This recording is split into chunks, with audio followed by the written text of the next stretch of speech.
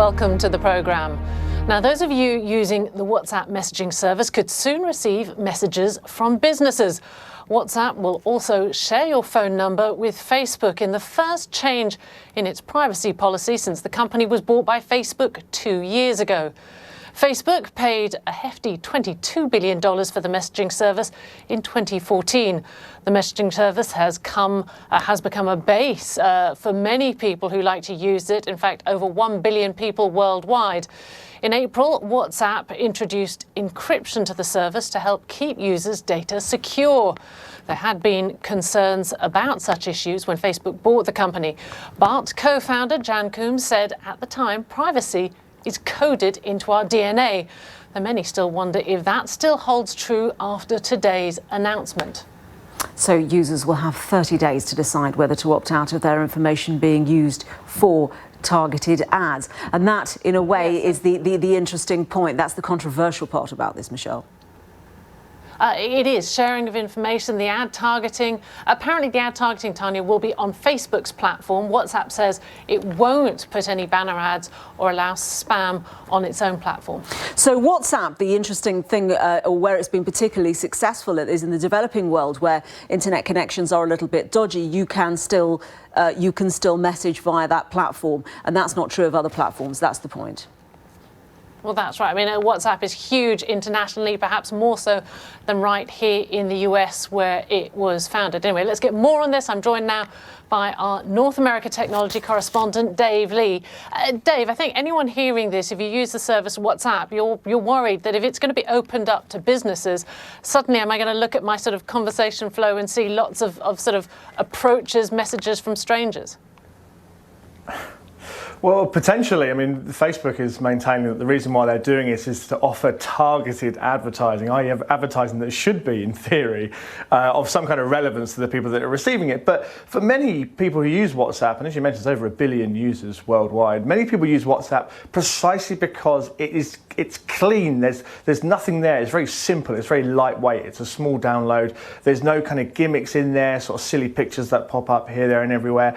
And so the worry for many people, as well as the privacy concerns, is that this app, which has gained popularity by being just simple and straightforward, may now suddenly be Facebookified, with all things coming up all over the place and ruining the experience. And I think Facebook has a real job to make sure it achieves its aim of making money from a service that it paid over $20 billion for, as you mentioned, but also maintaining the integrity of the product and the reason indeed why people used it in the first place. I mean, I guess you hit it on the head there. It's a very clean app, very easy to use. But how does it make money? Well, originally it made money by charging people to download it and start using it. There was a small nominal fee of around $1, which varied from country to country. This privacy policy change is the first change they've made since Facebook bought the app, and until then they've kind of left WhatsApp relatively intact. They haven't really made any big changes, or any changes at all, actually. Instead, Facebook has been focusing on its Messenger app, and instead, where Messenger is strong is in developed countries, particularly in the US, where WhatsApp is strong is in the developing world, where more people use that and not Facebook, particularly in Latin America, where WhatsApp is very, very popular. And so the new business model for making money will be these targeted ads, Facebook say, which are going to gradually be rolled out. But the reluctance and bad feeling that many WhatsApp users will get will, I think, make that a big challenge to turn those ads into conversions for the advertisers that pay for them.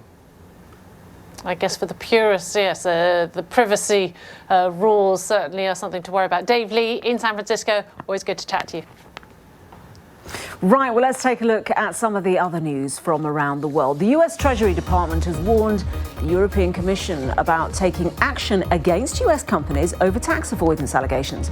The move comes ahead of a possible European Commission decision on whether Apple's tax arrangement with Ireland violates EU state aid rules. The company could be hit with a multi-billion-dollar bill for unpaid taxes. The Commission says there was no bias against US companies in the probes. A closely watched survey shows business confidence in Europe's biggest economy, Germany, has fallen for the second month in a row after the UK Brexit vote. It was the steepest monthly fall in more than 4 years and took the index to its lowest since December 2014. Despite the gloom, the euro was up slightly against the pound and the dollar. And designer shoe brand Jimmy Choo has reported higher revenues, partly down to increasing sales of men's designs. Revenues hit $228 million, up 9.2% compared with the same time last year, as men's shoes become the fastest growing sector for the brand, representing 8% of global revenue. Operating profit was up 42.6% at $32 million. Well, the focus on the markets very much is towards what's happening in Jackson Hole, and this, of course, is on Friday.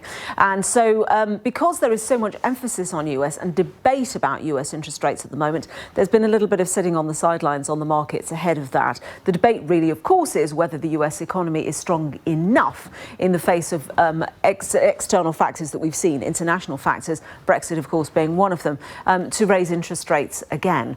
Let's take a look at what happens on the European market. There's very much the same sort of mood at the moment in the European markets. We saw some of the miners actually sliding as well during Thursday's trade ahead of that meeting. People are going to be hanging on every single word.